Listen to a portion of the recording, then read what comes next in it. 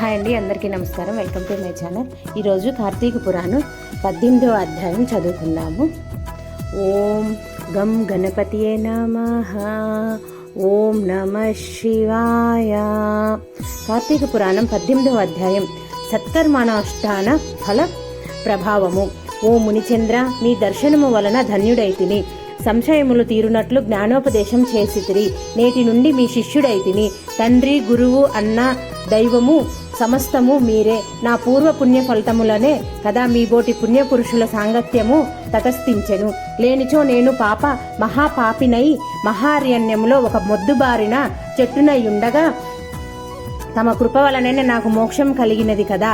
మీ దర్శన భాగ్యము లేని ఎడల ఈ కీకర అరణ్యములో తరతరాలుగా చెట్టు రూపమున ఉండవలసినదే కదా. అట్టు నేనెక్కడా? మీ దర్శన భాగ్యం ఎక్కడా? నాకు సద్గతి ఎక్కడా? పుణ్యఫల ప్రదాయగు ఈ కార్తీక మాసం ఎక్కడా? పాపాత్ముడగును నేనెక్కడా? ఈ విష్ణాలయమందు ప్రవేశించుటెక్కడా? ఇవి అన్నీ దైవిక మగు ఘటనలు తప్ప మరొకటి కాదు. కాన నన్ను తమ శిష్యుడిగా పరిగ్రహించి సత్కర్మలను మానవుడెట్లు అనుసరించవలెనో దాని ఫలితమెట్టిదో విశదీకరింపుము అని ప్రార్థించెను. ఓ ధనలోభ, నీవడిగిన ప్రశ్నలన్నీ మంచివే. అవి అందరికీ ఉపయోగార్థమైనట్టువి కాన వివరించదను, శ్రద్ధగా ఆలకింపుము. ప్రతి మనుజుడు ఈ శరీరమే సుస్థిరమని నమ్మి జ్ఞానశూన్యుడగుచున్నాడు. ఈ భేదము శరీరమునికే గాని ఆత్మకు లేదు. అట్టి ఆత్మజ్ఞానము కలుగుటయే సత్కర్మలు చేయవలనని సకల శాస్త్రములు ఘోషించుచున్నాయి. సత్కర్మనాచరించి వాటి ఫలములు పరమేశ్వరార్పిత మొనరించిన జ్ఞానము కలుగును. మానవుడే జాతివాడో ఎటువంటి కర్మలు ఆచరించవలయనో తెలుసుకొని అటువంటి ఆచరింపవలయను. బ్రాహ్మణుడు అరుణోదయ స్నానము చేయక సత్కర్మలను ఆచరించనను వ్యర్థమగును. అటుననే కార్తీక మాసమందు సూర్య భగవానుడు తులారాశిలో ప్రవేశించుచుండగాను, వైశాఖ మాసములో సూర్యుడు మేషరాశిలో ప్రవేశించుచుండగాను, మాఘమాసములో సూర్యుడు మకర రాశి అందుండగాను, అనగా ఈ 3 మాసములందయును తప్పక నదిలో ప్రాతఃకాల స్నానం చేయవలయను. అటుల స్నానములు ఆచరించి దేవతార్చన చేసిన ఎడల తప్పక వైకుంఠ ప్రాప్తి కలుగును. సూర్య చంద్రగ్రహణ సమయములందును తదితర పుణ్యదినములందు స్నానము చేయవచ్చును. ప్రాతఃకాలమున స్నానము చేసిన మనుజుడు సంధ్యావందనము, సూర్య నమస్కారములు చేయవలేను. అట్లు ఆచరించని వాడు కర్మభ్రష్టుడగును.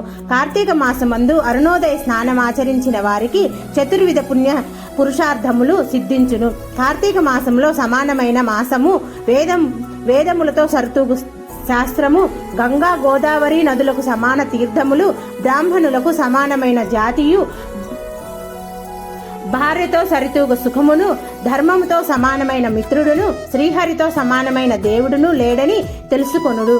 కార్తీక మాసమందు విద్యుక్త ధర్మముగా స్నానాదులు ఆచరించిన వారు 1,000,000 యాగములు చేసిన ఫలమును పొంది వైకుంఠమునకు పోవుదురు అని అంగీసరుడు చెప్పగా విని మరలా ధనలోభుడిట్లా ప్రశ్నించెను.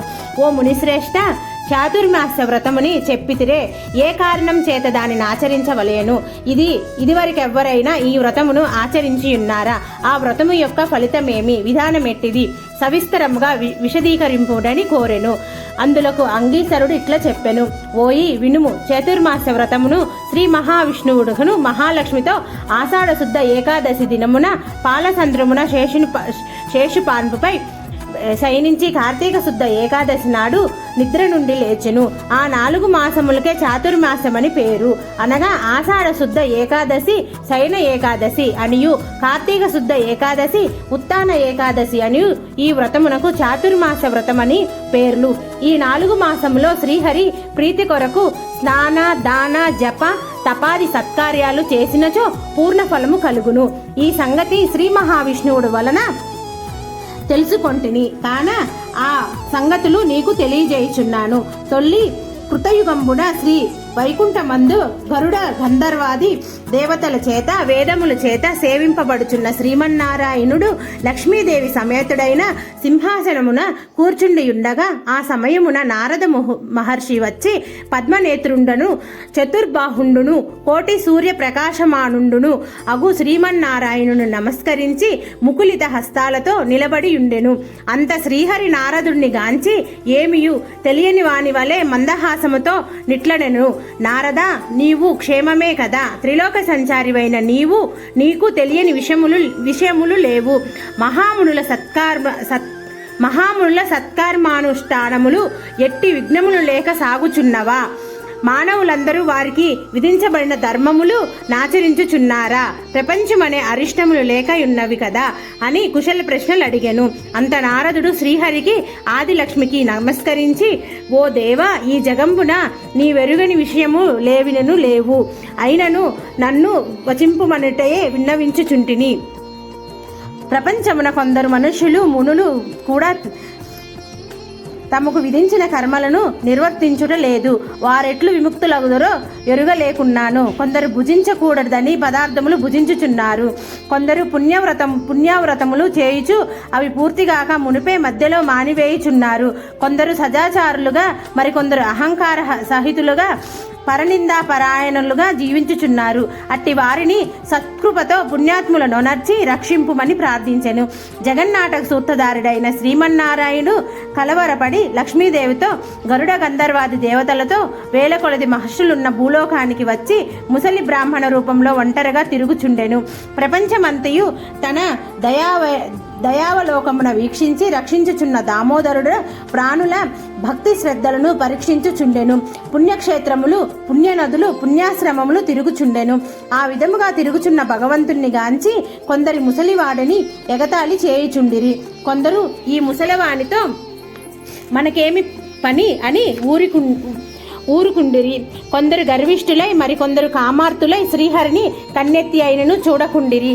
వీరందరినీ భక్తవత్సలుడగు శ్రీహరి గాంచి వీరినెట్లు తరింపజేతునా అని ఆలోచించుచు ముసల బ్రాహ్మణ రూపము విడిచి శంఖచక్ర గదా పద్మ కౌస్తుభ వనమాలాద్యాలంకారముతుడై నిజరూప దర్శనము ధరించి లక్ష్మీదేవి తోడను భక్తుల తోడను మునిజన ప్రీతికరమగు నైమినిశార్యమునకు వెడలేను. ఆ వనమందు తపస్సు చేయుచున్న మునిపుంగువులు స్వయముగా తమ ఆశ్రయములకు అందించిన సచ్చిదానంద స్వరూపుడగు శ్రీమన్నారాయణ్ణి దర్శించి భక్తి శ్రద్ధలతో ప్రణమిల్ని అంజలి ఘటించి ఆది దైవములగు లక్ష్మీనారాయణిల్లు స్తోత్రములు గావించిరి. శ్లోకం: శాంతాకారం భుజగశయనం పద్మనాభం సురేశం విశ్వాకారం గగనసదృశం మేఘవర్ణం శుభాంగం లక్ష్మీకాంతం కమలనయనం యోగి హృద్యానగమ్యం వందే విష్ణుం భవభయహరం సర్వలోకైకనాథం.